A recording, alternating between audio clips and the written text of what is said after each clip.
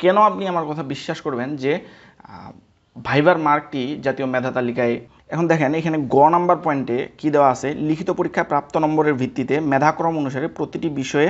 Hello viewers, আসসালামু আলাইকুম। আরেকটি নতুন ভিডিওতে আপনাদের সকলকে স্বাগতম। আজকে আলোচনা করব ভাইবার যে মার্কটি, এই মার্কটি আপনার জাতীয় মেধা তালিকায় যোগ হয় কি না। ইতিমধ্যে আপনারা অনেকেই আমাকে এই সংক্রান্ত প্রশ্ন করেছেন এবং অনলাইনেও এ সংক্রান্ত বিভিন্ন ধরনের ভিডিও, বিভিন্ন ধরনের তথ্য আপনারা পেয়েছেন এবং সেভাবে আপনারা হয়তো বিভ্রান্ত হচ্ছেন বা একটা কনফিউশন মনের মধ্যে থেকে যাচ্ছে। আজকের ভিডিওতে আমি কনফিউশনটা দূর করার চেষ্টা করব যে ভাইবার যে মার্কটা, এই মার্কটা আপনার এনটিআরসি এর জাতীয় যে মেধা তালিকাটা প্রণয়ন করে এখানে যোগ করে কি যোগ করে না, সেটি যুক্তিসহ উপস্থাপন করার চেষ্টা করব আমি এস.এম. খায়রুল ডিজিটাল একাডেমি চ্যানেলের পক্ষ থেকে।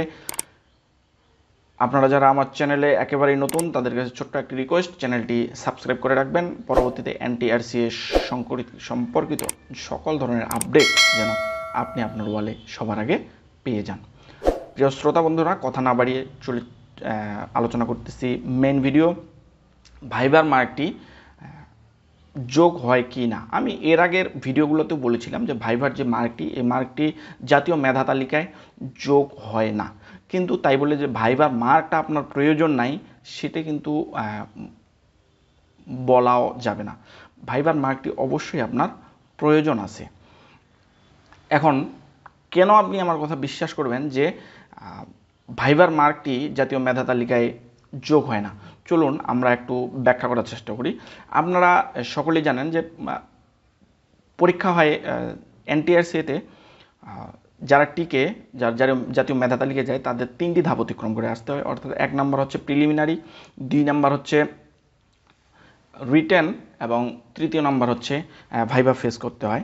প্রিলিমিনারি যে সার্কুলারটা আছে, এই সার্কুলারটা যদি আমি একটু আপনাদের পরে শোনাই। দেখেন, প্রিলিমিনারি মডেল টেস্টের নাম্বার পয়েন্টে যেটা দেওয়া আছে, প্রিলিমিনারি টেস্টের 5 নাম্বার হচ্ছে 40। দেখেন এখানে প্রিলিমিনারি পাস করতে হলে আপনার 40 নাম্বার পেতে হবে।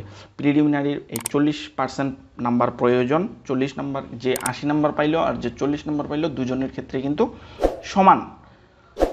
আপনারা দুজনেই প্রিলিমিনারিতে উত্তীর্ণ, কে কত নাম্বার পাইছেন ইটস ডাজেন্ট ম্যাটার। আচ্ছা, পরে ব্যাখ্যা করতেছি, আগে জাস্ট লিখিতর যে নির্দেশনাটা রয়েছে এনটিআরসি এর সেটা যদি একটু দেখি। এখন দেখেন এখানে গ নাম্বার পয়েন্টে কি দেওয়া আছে, লিখিত পরীক্ষায় প্রাপ্ত নম্বরের ভিত্তিতে মেধাক্রম অনুসারে প্রতিটি বিষয়ে কর্তৃপক্ষ কর্তৃক বিধি মোতাবেক নির্ধারিত সংখ্যক প্রার্থীকে মৌখিক পরীক্ষার জন্য নির্বাচন করা হবে। দেখেন এখানে বলছে লিখিত পরীক্ষার মেধাক্রম অনুসারে। এখন দেখেন লিখিত পরীক্ষার মেধাক্রম অনুসারে আপনাকে ভাইভাতে ডাকা হচ্ছে। এরপরে দেখি ভাইবার যেই শর্তটা রয়েছে বা ভাইবার যে নীতিমালাটা রয়েছে সেটি কি বলতেছে। দেখুন, মৌখিক পরীক্ষার নীতিমালা গ নাম্বার পয়েন্টে বলা আছে স্পষ্ট করে যে মৌখিক পরীক্ষা নম্বরের 2টি অংশ রয়েছে। এক হচ্ছে শিক্ষাগত যোগ্যতার উপরে 12 নম্বর এবং প্রশ্ন উত্তর পর্বে 8 নম্বর।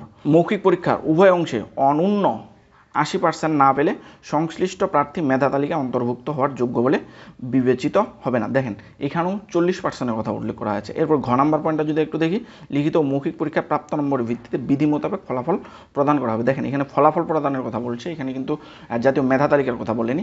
আচ্ছা, এখানে এখন 2টা বিষয় আমরা লক্ষ্য করছি। এখন মৌখিক পরীক্ষার ক্ষেত্রে বলা হয়েছে 40% নাম্বার না, যদি 40% নাম্বার যদি আমরা না পাই তাহলে জাতীয় মেধা তালিকায় অন্তর্ভুক্ত করা হবে না। আবার প্রিলিমিনারি শর্ততে বলা হয়েছিল 40% নাম্বার না পেলে রিটেনে ডাকা হবে না।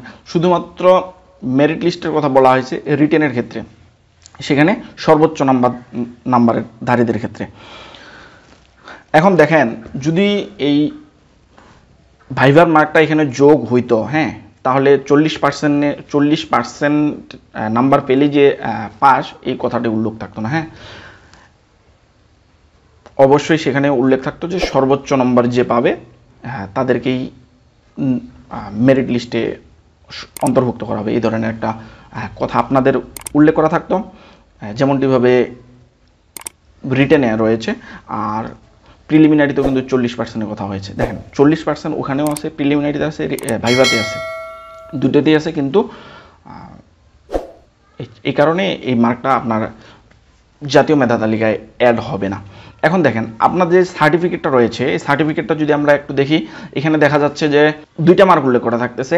রিটেনের মার্কটা একটা রোতে থাকতেছে আর একটা রোতে আপনার ভাইভার মার্কটা থাকতেছে, কিন্তু টোটাল মার্ক কিন্তু এখানে করা নাই। এখানে একটা পয়েন্ট আছে আপনার বুঝতে হবে, এখানে যদি টোটাল মার্ক করা থাকতো তার একটা বিষয় ছিল।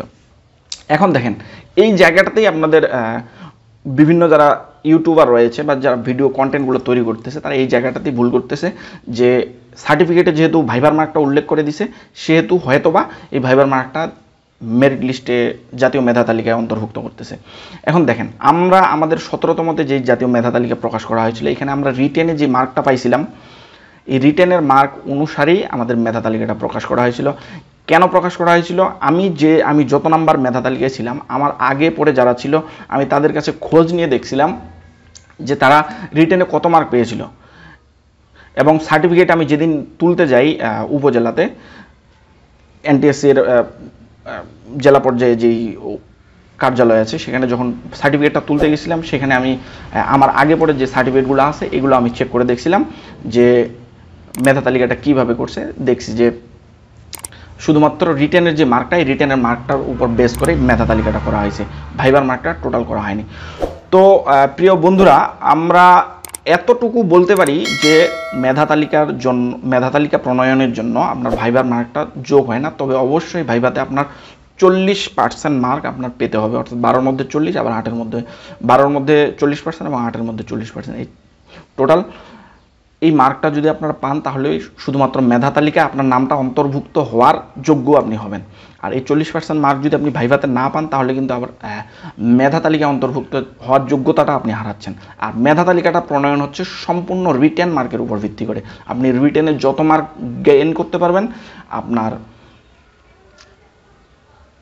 পাকাভুক্ত হবে, আপনার পোস্টটা পাকাভুক্ত হবে, আপনার জবটা পাকাভুক্ত হবে তত বেশি। আমি আবারও বলছি, আগামীতে কোনো ভিডিও তৈরি করলে তখনও বলবো যে ভাইবার মার্কটি কখনোই জাতীয় মেধা তালিকার ক্ষেত্রে যোগ হয় না। তাই বলে আপনি ভাইভাতে খারাপ করবেন বা ভাইভাতে ফেল করবেন সেটাও করা যাবে না। আপনার 3টা ধাপেই আপনাকে পাস করতে হবে। প্রিয় শ্রোতা বন্ধুরা, এই ছিল আজকের ভিডিও। আশা করি আপনারা বুঝতে পারছেন। এই যে তথ্যগুলো আমরা উপস্থাপন করলাম এগুলোর ভুল ব্যাখ্যা আপনারা কেউ করতে যাবেন না, আর আমার কথার উপর আপনারা ট্রাস্ট রাখতে পারেন। আমি আজকে যে তথ্যগুলো দিলাম এগুলা যুক্তি এবং প্রমাণ সহকারে তথ্যগুলো দেওয়ার চেষ্টা করছি। এই তথ্যপূর্ণ ভিডিওটি যদি আপনাদের কাছে ভালো লেগে থাকে অবশ্যই আপনার মতামত কমেন্ট বক্সে জানাবেন, আর ভিডিওটি আপনাদের বন্ধুদের মাঝে শেয়ার করে দিবেন। আর যারা আমার চ্যানেলে একেবারেই নতুন তারা চ্যানেলটি সাবস্ক্রাইব করে পাশে থাকা বেল আইকনটি ক্লিক করে রাখবেন, যেন পরবর্তীতে কোনো ধরনের তথ্য যদি আমি আপনাদের সামনে শেয়ার করি সেটি সবার আগে আপনি আপনার বলে পেয়ে যান। প্রিয় শ্রোতা বন্ধুরা, সকলের সুস্বাস্থ্য ও দীর্ঘায়ু কামনা করে আজ বিদায় নিচ্ছি। দেখা হবে অন্য কোনো ভিডিওতে নতুন কোনো টপিক নিয়ে। ততক্ষণে সকলে ভালো থাকবেন, সুস্থ থাকবেন সেই প্রত্যাশায়। আল্লাহ হাফিজ।